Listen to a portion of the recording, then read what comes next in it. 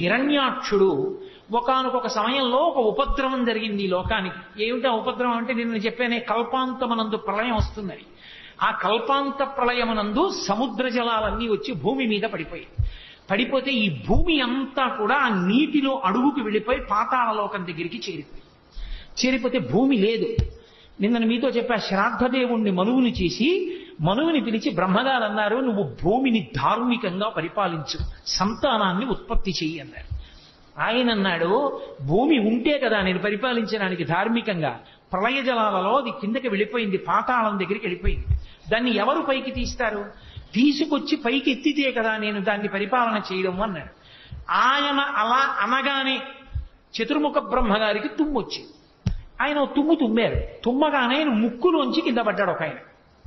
యజ్ఞ వరాహమూర్తి అర్ధి అంగుష్టమాత్ర దేహంబుతోడ జననమంది వియత్తల స్థాయి ఎగుచు అంతలోనే భూరిగజ ప్రమాణమయ్యే అచటి వారికి అద్భుతముగా అన్నాడు. ఆయన ముక్కులోంచి కింద పడ్డవాడు చిన్నవాడు కింద పడ్డాడు. కింద పడి అందరూ చూస్తూ ఉండగానే భూమి ఆకాశములు నిండిపోయేటట్టుగా పెరిగిపోయాడు. ఆ పెరిగిపోయినది వరాహావతారం. ఆ వరాహావతారం యజ్ఞవరాహమూర్తిగా వచ్చాడు. యజ్ఞవరాహము అన్న మాటకు అర్థం ఏమిటంటే, యజ్ఞమునందు వాడేటటువంటి పదార్థములు ఏ ఉంటాయో, సృక్కు, స్రవము, ఆజ్యపాత్ర, ఇలాంటివన్నీ కూడా ఆయన శరీరమునందు భాగములుగా మారిపోయి, అంటే పరమమంగళ స్వరూపాన్ని పొంది ఇప్పుడు సముద్రం లోపల భూమి ఉండిపోయింది. వీడికి లోభం కదు హిరణ్యాక్షుడికి, ఆ వెళ్ళిపోయిన భూమి నాదే అన్నాడు. అని ఎవరూ అక్కడికి రావడానికి వీల్లేదు, ఇదంతా నాదే అన్నాడు. లోభ బుద్ధి అంటే అంతే, ఎక్కడ ఏం ఉండనివ్వండి. ఎందుకు పనికి వస్తుందండి అని అడిగారు అనుకోండి, ఎక్కడికో వెళ్ళి ఏమిటో 150 ఎకరాలు కొన్నానంటాడు బీడు. ఎందుకు అన్నారనుకోండి, చాలా చిత్రమైనటువంటి ఉంటాయి. అక్కడ ఓ మేడ కడితే ఓ 10 మంది బతుకుతారు. ఈ పాడుపడిన ఇల్లు అమ్మబడదు, ఇది ఫలానా వారికి చెందుననో బోర్డు పెడతాడు. ఈ పాడుపడిన ఇల్లు అమ్మబడదు, వాడు అమ్మడం. పోనీ వాడు ఉండడానికి అది పాడుపడిన మేడని వాడే అంటున్నాడు. అంటే అమ్మితే ఎవడైనా కట్టుకుంటాడు. నీ ఎందుకు అమ్మవంటే ఎప్పుడో పెరుగుతుంది, నువ్వు ఉంటావా? ఇప్పుడు అమ్మితే పోనీ 10 మంది మేడ ఉంటుందిగా, నీ తర్వాత వాళ్ళకి పోనీ ఆ డబ్బు పెరుగుతుందిగా, ఇవ్వవయా అంటే ఇవ్వడు సరిగా బోర్డు పెడతాడు, అమ్మబడదు. లోభం అన్న మాటకు అర్థం అది. నువ్వు తింటావా? లక్షాధికారైన లవణమన్నమే కాని మెరుగు బంగారంబు మింగబోరు పొందుగా మెరుగైన భూమి లోపల పెట్టి దాన ధర్మము లేక దాచి తుదకు దొంగలకిత్తురో దొరలకవును తేనె చుంటీగలియవా తెరువనులకు భూషణ వికాస శ్రీధర్మ పురనివాస దుష్ట సంహార నరసింహ దురితలు. ఏం చేస్తాడంటే అదో అవగుణం, లోభం దాస్తూ ఉంటాడు. అది హిరణ్యాక్షుని యొక్క లక్షణం. అందుకని ఈ భూమి నాదని వాడు సముద్రంలో తిరుగుతున్నాడు. ఎవరైనా వస్తారేమో పట్టుకుపోతారేమో. ఏమో అంత భూమి ఏం చేసుకుంటావురా నువ్వంటే కావాలి. ఇప్పటికీ లేరేమిటి? ఎంతమంది లేరు? వేల ఎకరాలు నావే అని దాచుకుని తిరుగుతున్న వాళ్ళు లేరు. కాబట్టి లోభబుద్ధి అది హిరణ్యాక్షుని యొక్క అంశ అది. కాబట్టి ఇప్పుడు శ్రీ మహావిష్ణువు యజ్ఞవరాహావతారాన్ని పొందారు. అది ఎంత పెద్ద వరాహం అంటే భూమి ఆకాశములు నిండిపోయి పెద్ద పెద్ద రోమాలతోటి అది సముద్రంలోకి దిగింది. సముద్రంలోకి దిగితే ఓ చమత్కారం జరిగింది. దిగి భూమి ఎక్కడ ఉంది అని ఆయన ముట్టి పెట్టి వెతుకుతున్నాడు, ఇలాగ పైకెత్తుదామని. ఈ ముట్టి పెట్టి వెతుకుతూ ఉంటే ఆ సముద్రంలో ఉన్న నీళ్లన్నీ రోమకూపాల్లోకి వెళ్ళిపోయాయి. రోమకూపాలంటే వెంట్రుకల దగ్గర ఉన్న కన్నాల్లోకి వెళ్ళిపోయింది నీరు. వెళ్ళిపోయి సముద్రంలో నీళ్లన్నీ తగ్గిపోయాయి. ఆయన ఒక్కసారి వెతికి మళ్ళీ ఇలా పైకి లేచి ఇలా అన్నాడు, చెవుల్లోకి నీళ్లు వెళ్ళాయని. ఆ జూలు నుంచి నీళ్లు పైకి లేచి ఇలా చల్లుకున్నాయి. ఏదో అభిషేకం చేసిన జలాలు పాత్ర పట్టుకుని మామిడి మండ వేసి చల్లుతుంటే మనందరం ఇలా తలలు పెట్టినట్టు బ్రహ్మాది దేవతలు శ్రీ మహావిష్ణువు యొక్క అవతారం ఇది, ఆయన ఒంటికి తగిలిన నీళ్లు మీద పడుతున్నాయని అందరూ వెళ్లి తలను వంచి నమస్కారం చేసి ఆ నీళ్లన్నీ వాళ్ళ మీద పడేటట్టుగా నిల్చున్నారు. ఎక్కడ పడితే అక్కడ ఎలా పడితే అలా స్నానం చేయకూడదు. నది దగ్గరికి వెడితే సంకల్పం చెప్పి స్నానం చేయాలి. సముద్ర స్నానానికి వెళ్ళారనుకోండి, మీరు వెళ్ళి సముద్ర స్నానం చేసేసానండి అంటే ఖాతాలో పాపం వేసి పంపిస్తారు. సముద్ర స్నానం చేస్తే మహాసంకల్పం చెప్పాలి. పెళ్లిలో చెప్తారే మహాసంకల్పం, అది చెబితే తప్ప సముద్ర స్నానం చేయకూడదు. ఇప్పటికీ రామేశ్వరం వెళ్ళినా రామేశ్వరంలో సముద్ర స్నానం చేసే ముందు మహాసంకల్పం చెప్పి చెయ్యాలి. నన్ను పొద్దున్న ఆయన అడిగితే చెప్పాను, మహాసంకల్పం చెప్పి చెయ్యండి సుమా రామేశ్వరం వెళితే. మహాసంకల్పం చెప్పని సముద్ర స్నానం చేయకూడదు. నది దగ్గరికి వెడితే సంకల్పం చెప్పి స్నానం చేయాలి. కాబట్టి ఒక్కొక్క చోట ఒక్కొక్క ధర్మం. ఆయన సముద్రంలో దిగి పైకి లేచి ఇలా ఊపితే ఆయన వెంట్రుకల మించి పడ్డ నీళ్లు మీద పడితే చాలని 33 కోట్ల మంది దేవతలు ఇలా నించున్నారు. లీలాశుకుడు అన్నాడు కృష్ణకర్ణామృతంలో, యద్రోమరంధ్ర పరిపూర్తి విధావదక్షౌ ఆరాహ జన్మని బభూవ రవీ సముద్రాః తం నామనాథమరవింద దళం యశోదా పాణిద్వయంతర జలై సభయాం బభూవా అన్నాడు. ఓ శ్రీ మహావిష్ణువా, మీరు యజ్ఞవరాహమూర్తిగా అవతారమెత్తి సముద్రంలోకి దిగితే సముద్రంలో ఉన్న నీళ్లన్నీ మీ రోమకూపాల్లోకి వెళ్ళిపోయాయి. అసలు స్నానానికి సరిపోలేదు, బట్ట తడవలేదు, ఒళ్ళు తడవలేదు. అదే మీరు శ్రీకృష్ణ పరమాత్మగా వస్తే నా మోచెయ్యంతుండి ఆ గోపకాంత తొడల మీద పడుకోబెట్టుకుని ఆ యశోదాదేవి ఇలా దోషిటితో నీళ్లు తీసి మీ ఒంటి మీద పోస్తే పాణిద్వయాంతర జలై స్నపయాం బభూవ. ఆ గోపకాంత అయిన యశోదాదేవి దోషిట్లో నీళ్లు మీ ఒంటి మీద పోసుకోవడానికి సరిపోయాయి. ఎంత విచిత్రమయ్యా! ఒక అవతారంలో సముద్ర జలాలు సరిపోలేదు, ఒక అవతారంలో ఒక గోపకాంత దోషిట్లో నీళ్లు సరిపోయాయి.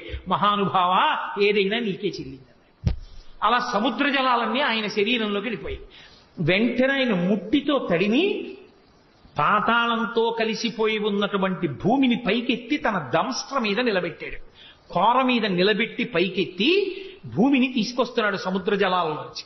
అదొక అద్భుతమైన స్వరూపం. భవిష్యోత్తర పురాణంలో ఇప్పటికీ ఒక మాట ఉంది, వ్యాసుల వారు ఒక మాట చెప్పారు. అలా దంస్ట్ర మీద భూమిని నిలబెట్టినటువంటి మూర్తిని కాని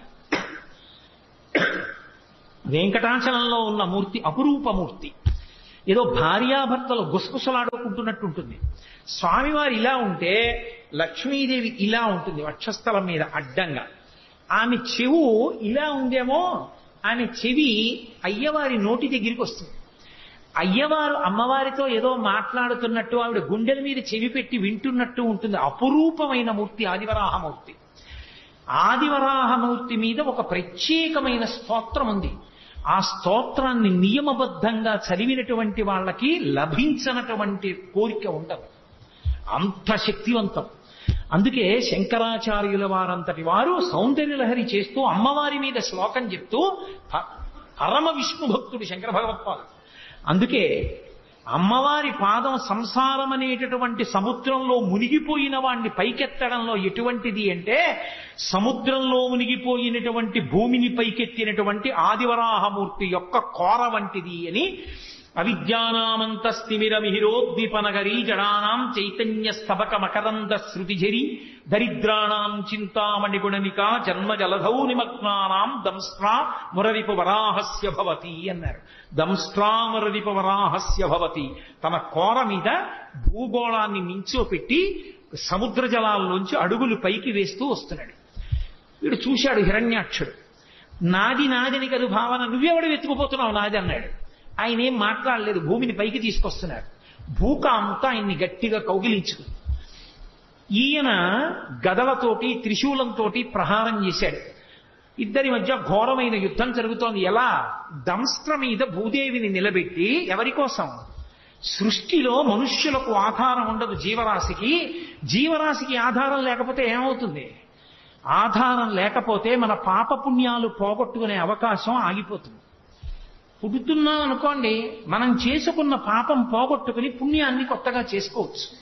లేదా అసలు పుణ్యము లేదు పాపము లేదు, రెండు సున్నా అయిపోయి అనుకోండి, ఇక పుట్టడానికి అవసరం లేదు. పాపం పుణ్యం లేనప్పుడు ఇక పుట్టడానికి శరీరం ఎందుకు? ఏం అనుభవించడానికి పుట్టాలి? ఇక పుట్టడం. అలా చేసుకోవాలంటే శరీరం ఉంటేనే సాధ్యం అవుతుంది. అందుకే ఈశ్వరుడు పుట్టుక ఇవ్వడం దయ. అటువంటి మహానుభావుడు ఈ జీవరాశి అంతా నిలబడడానికి భూమిని ఉంచాలని దెబ్బలు తింటూ భూదేవిని పైకి తీసుకొచ్చాడు. అది ఆయన కారుణ్యం. అందుకే ఆదివరాహమూర్తి యొక్క స్వరూపం లాంటి దయ కలిగిన స్వరూపం ఇక ప్రపంచంలో ఉండదు. అంతటి దయ కలిగిన వాడు. నేను మీతో మనవి చేశా, అవతారము అనగానే పక్కన దయా అన్న మాట ఉంటుంది అని. కాబట్టి ఇప్పుడు ఆ హిరణ్యాక్షుడు ప్రదోష వేళ అయింది, యుద్ధం చేస్తున్నాడు. యుద్ధం చేస్తుంటే బ్రహ్మాది దేవతలు అన్నారు, చీకటి పడితే వాళ్ళ శక్తి పెరుగుతుంది కాబట్టి మహానుభావ సంహారం చేయమన్నారు. ఆయన ఏదో గతదారించి అసహ్య విక్రమ సమగ్ర స్ఫూర్తితో వేయగా దాన్ని యజ్ఞవరాహమూర్తి తప్పించి, ఆ హిరణ్యాక్షుడు విసిరినటువంటి గదని తప్పించి ఒక్కసారి ఆ 2 కోరలు విదల్చి తన చేతిని ఎత్తి ప్రహారం చేసి ఒక్క దెబ్బ కొట్టారు గుండెల మీద. హడావిడి చెయ్యడమే గాని భగవంతుడు ఎదురుగుండా కనపడినప్పుడు ఎంతసేపు అండి, నెత్తురు కక్కుకున్నాడు, వెంటనే అక్కడ పడి శరీరాన్ని విడిచిపెట్టేశాడు. అక్కడతో హిరణ్యాక్షుని యొక్క సంహారం పూర్తయిపోయింది. హిరణ్యాక్షుణ్ణి సంహరించడంలో కూడా దయ ఉంది. ఎందుకని? అహంకారంతో తన పదవిని పోగొట్టుకున్న జయ విజయులలో ఒకడు పొందినటువంటి మొట్టమొదటి జన్మ రాక్షసయోని యందు పుట్టిన జన్మలలో ఒకటి అదిగో ఆ హిరణ్యాక్షుడు. ఆ హిరణ్యాక్షుడుగా శరీరం విడిచిపెట్టేశాడు అంటే మళ్ళీ భగవంతుని మ్రోల ద్వారపాలకుడుగా వెళ్ళిపోవడానికి ఒక అడుగు ముందుకు వేసేశాడు అని. భగవంతుడే సంహరించి మళ్ళీ తన హక్కున చేర్చుకున్నాడు. అందుకే సంహార ప్రక్రియ యందు కూడా దయయే ఉంటుంది భగవంతునిలో. అలా హిరణ్యాక్ష సంహారం చేసినటువంటి పరమోత్కృష్టమైనటువంటి అవతారములలో ఒకటి యజ్ఞవరాహావతారం. యజ్ఞవరాహావతారాన్ని స్మరిస్తే చాలు రక్షణ కలుగుతుంది. యజ్ఞవరాహావతారాన్ని ఒక్కసారి తలుచుకుంటే చాలు మంగళం కలుగుతుంది. ఎందుకంటే అది యజ్ఞము యొక్క స్వరూపం. యజ్ఞము ఎక్కడ తలుచుకున్నా మంగళమే. అందుకే యజ్ఞ సాధనములతో కూడుకున్నటువంటి అమరికతో ఉన్న యజ్ఞవరాహావతారము యొక్క స్మరణ మంగళములకు దారితీస్తుంది. అందుకే ఒక్కసారి యజ్ఞవరాహమూర్తిని తలుచుకుని నమస్కారం చేస్తే చాలు. పోతన గారి జీవితంలో ఒక అద్భుతమైన ఘట్టం. పోతన గారు పర్ణశాలలో కూర్చుని భాగవతాన్ని ఆంధ్రీకరిస్తున్నారు.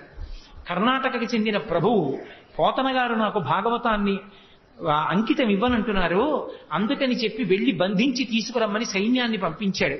తీరా వాళ్ళు వెళ్లి పోతన గారిని బంధిద్దాం అనుకుంటే పర్ణశాల ముందు ఒక పెద్ద వరాహం ఒకటి పడుకుంది, తెల్లటి పంది. ఆ శ్వేతవరాహం కోరలు చూపించి పెద్ద అరుపరిచింది. భయపడిపోయి వాళ్ళు వెనక్కి వెళ్ళిపోయారు. సైన్యాధిపతి వచ్చాడు, ఆయన కూడా ఆ వరాహాన్ని చూసి భయపడిపోయి వెళ్ళిపోయాడు. మహారాజే స్వయంగా వచ్చాడు. అసలు ఆ వరాహమూర్తిని చూసి హడిలిపోయి చేష్టలుడిగిపోయి ఉండిపోయారు. లోపల మహానుభావుడు పోతన గారు ఆయన్ని నిగ్రహించను, భాగవతం నాకు అంకితం ఇవ్వమని ఒక్కసారి దర్శనం చేసుకెళ్ళిపోవాలనుకున్నాడు. ఆయన అలా అనుకోగానే పడుకున్న వరాహం లేచి ఒళ్ళు విదల్చుకుని నడుచుకుంటూ వెళ్ళిపోయింది.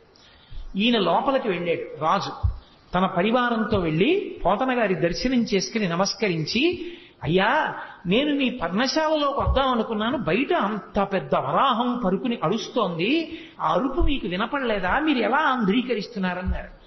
పోతన గారు 2 చేతులు ఎత్తి నమస్కరించి అన్నారు, నేను యజ్ఞవరాహమూర్తి ఆవిర్భవించినటువంటి ఘట్టాన్ని ఆంధ్రీకరిస్తున్నాను. మీరు బహుశా భాగవతాన్ని బలవంతంగా పుచ్చుకోవాలని వచ్చారు. ఆ యజ్ఞవరాహమూర్తియే నా పర్ణశాల బయట పడుకుని నన్ను రక్షించారన్నారు. పోతన గారిని రక్షించినటువంటి అవతారం ఆ యజ్ఞవరాహ అవతారం. అంతటి అద్భుతమైనటువంటి స్వామి, అంతటి అద్భుతమైనటువంటి అవతారమూర్తి. అటువంటి యజ్ఞవరాహాన్ని స్మరించడం చాలు.